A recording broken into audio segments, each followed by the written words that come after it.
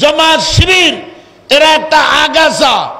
এদের 27টা বই আমি পড়ছি, তাফহিমাত, তানকিহাত, খুতবাত, रसाइल मसाइल, सियासी कशमकश, कुरान की 4 बुनियादी इस्तिलाहें, दस्तूर जमात इस्लामी, हुकूक ज़ौज़ाइन, अल जिहाद बिल इस्लाम, এরকম 27টা কিতাব পড়ছি। এই মওদুদির লেখা, জামাত শিবিরের লেখা, গোলাম আজমের লেখা।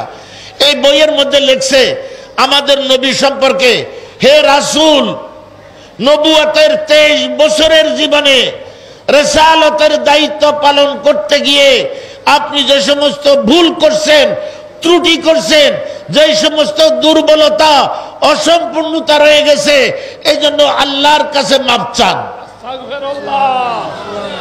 ভাই একটু জোরে কর না। আমাদের নবী কি নবুয়তের রিসালাতের দায়িত্ব পালনে ভুল করছে? না। ত্রুটি করছে? না। দুর্বলতা আছে? না। অসম্পূর্ণতা আছে? না। এই জামাত শিবিরের ভাইরা, তোমরা ইসলামী আন্দোলন করবা, ভালো কথা করো, কিন্তু ইসলামী আন্দোলনের নামে আমার নবীর বিরুদ্ধে, সাহাবার বিরুদ্ধে, কোরআনের বিরুদ্ধে, হাদিসের বিরুদ্ধে, ফিকহের বিরুদ্ধে, তাসাউফের বিরুদ্ধে, খানকার বিরুদ্ধে, তাবলীগের বিরুদ্ধে, কওমি মাদ্রাসার বিরুদ্ধে, জামাত শিবিরের বইয়ের মধ্যে এবং তাদের স্লোগান আল কোরআনের আলো, এই স্লোগানটা হলো জামাত শিবিরের।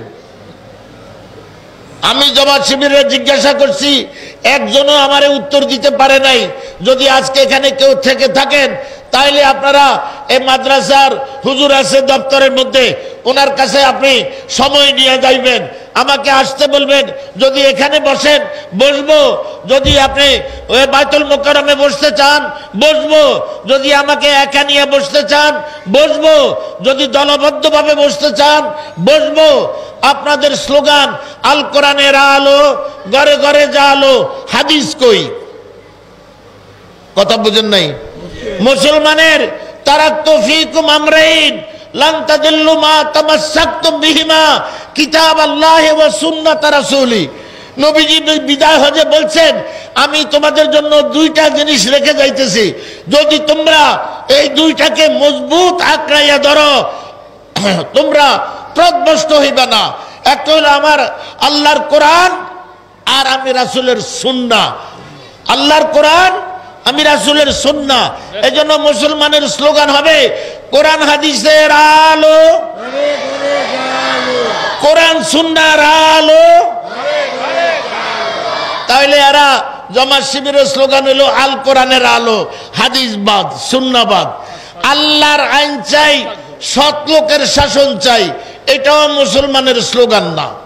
মুসলমানের কোরআনও লাগবে, হাদিসও লাগবে, তাওহীদ লাগবে, রিসালাত লাগবে। এরা দ্বিতীয় স্লোগান বলল কোরআন ছাড়া অন্য কিছু মানি না, মানব না, অন্য কিছু মানি, হাদিস মানি না। আতিউল্লাহ ওয়া আতিউর রাসূল। মাশাআল্লাহ, কোরআন শরীফে আল্লাহ তাআলা বলছেন তোমরা আল্লাহর অনুসরণ করো এবং আল্লাহর রাসূলের অনুসরণ করো। জামাত শিবিরের এই 2 নম্বর স্লোগানের মধ্যে এই আল্লাহর আইন চাই, সৎ লোকের শাসন চাই। আমরা বলবো সৎ লোক তো হিন্দুদের মধ্যেও সৎ লোক আছে, খ্রিস্টানের মধ্যেও সৎ লোক আছে, তাদের শাসন আমরা চাই না। আমরা চাই আল্লাহর আইন চাই, ইমানদারের শাসন চাই। ঠিক না বা ঠিক? 3 নম্বর স্লোগান, হে তরুণ এসো আল কোরআনের সমাজ গড়ি, হাদিসের না। আমাদের প্রত্যয় একটি, আল কোরআনের সমাজ গড়ি, হাদিসের না। এই জন্য দেখবেন জামাত শিবিরের সাথে তাবলীগ ওয়ালাদের সম্পর্ক নাই, চরমনাই ওয়ালাদের সম্পর্ক নাই, কওমি ওয়ালাদের সম্পর্ক নাই, তারপরে এই হাটাজারি ওয়ালাদের সম্পর্ক নাই, ফুরফুরা ওয়ালাদের সম্পর্ক নাই, হক্কানি উলামায়ে কেরামের সাথে সম্পর্ক নাই, রাজনৈতিক অঙ্গনেও জাতীয় পার্টির সাথে এদের সম্পর্ক নাই, আওয়ামী লীগের সাথে এদের সম্পর্ক নাই, বিএনপির সাথেও না, থাকবো না। এই নেত্রী আমানুল্লাহ আমান আমার একদিন বলছিল যে হুজুর, আমরা এদেরকে টিস্যু পেপার হিসেবে ব্যবহার করতেছি, আমরা এদেরকে তালাক দিয়ে দেব, এদেরকে আমাদের দলীয় লোকেরাও দেখতে পারে না।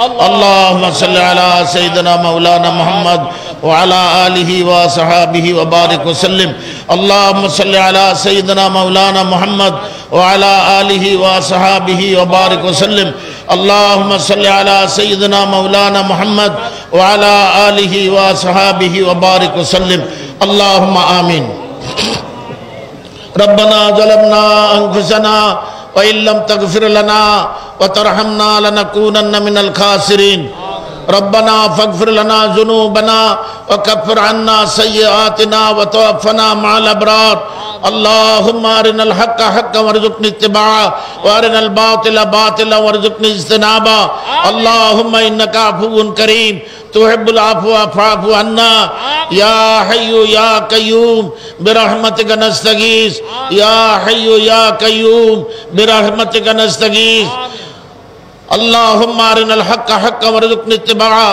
وأرنا الباطل باطلا وارزقنا اجتنابه اللهم إني أسألك من خير ما سألك منه نبيك حبيبك محمد صلى الله عليه وسلم ونعوذ بك من شر ما استعاذ منه نبيك حبيبك محمد صلى الله عليه وسلم وأنت المستعان وعليك البلاغ ولا حول ولا قوة إلا بالله اللهم آت نفسي تقواها وزكها أنت خير من زكاها أنت وليها وأنت وليها ومولاها رب العالمين আমরা কতিপয় গুনাহগার এই পবিত্র রজবের চাঁদে ইয়া আল্লাহ পবিত্র জায়গায় মসজিদ মাদ্রাসার কমপ্লেক্সে আয় আল্লাহ দোয়া আর ওয়াজ মাহফিলের এই অনুষ্ঠানে ইয়া আল্লাহ আপনার শাহী দরবারে গুনার দোকানে হাত তুলেছি দয়া করে মেহেরবানি করে আমাদের জীবনের সমস্ত গুনাহ খাতা মাফ করে দেন আমাদের আত্মীয় স্বজনের গুনাহ খাতা মাফ করে দেন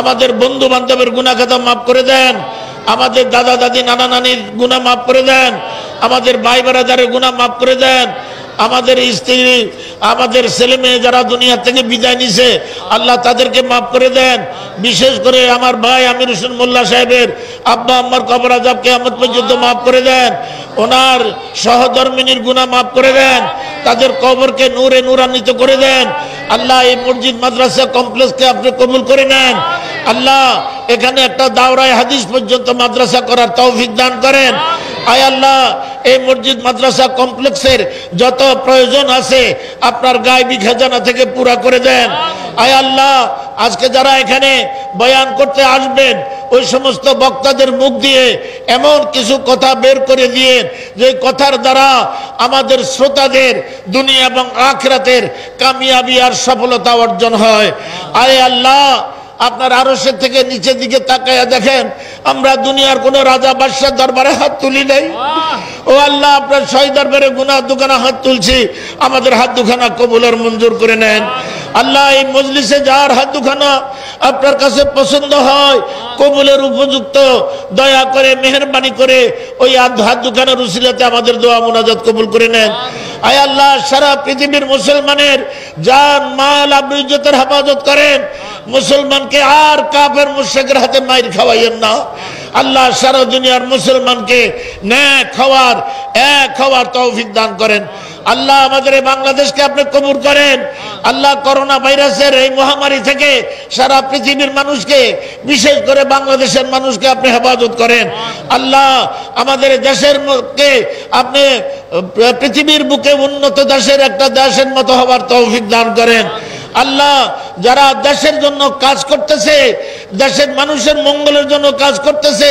তাদেরকে নেক হায়াত দান করেন আল্লাহ তাদেরকে নেক হায়াত দান করেন শত্রুর শত্রুতা থেকে তাদেরকে হেফাজত করেন জালেমের জুলুম থেকে হেফাজত করেন আল্লাহ আখেরি মুনাজাত পর্যন্ত আমার ভাইরা যেন এখানে থাকতে পারে ওয়াজ নসিহত শুনতে পারে সেই তৌফিক সবাইকে দান করেন আল্লাহ এই দুয়ারি পাড়া এলাকার মধ্যে খায়র ও বরকত নাজিল করেন মারামারি কাটাকাটি আত্মকলহ ঝগড়া বিবাদ থেকে এই দুয়ারি পাড়া মিরপুর এলাকাকে আপনি কবুল আর মঞ্জুর করেন হেফাজত করেন হেফাজত করেন হেফাজত করেন আয় আল্লাহ জানি না কোন মুহূর্তে আজরাইল এসে আমাদের জান কবজ করে নিয়ে যায় সেই সংকটময় মুহূর্তে আমাদের মুখে জারি করে দিয়েন লা ইলাহা ইল্লাল্লাহু মুহাম্মাদুর রাসূলুল্লাহ।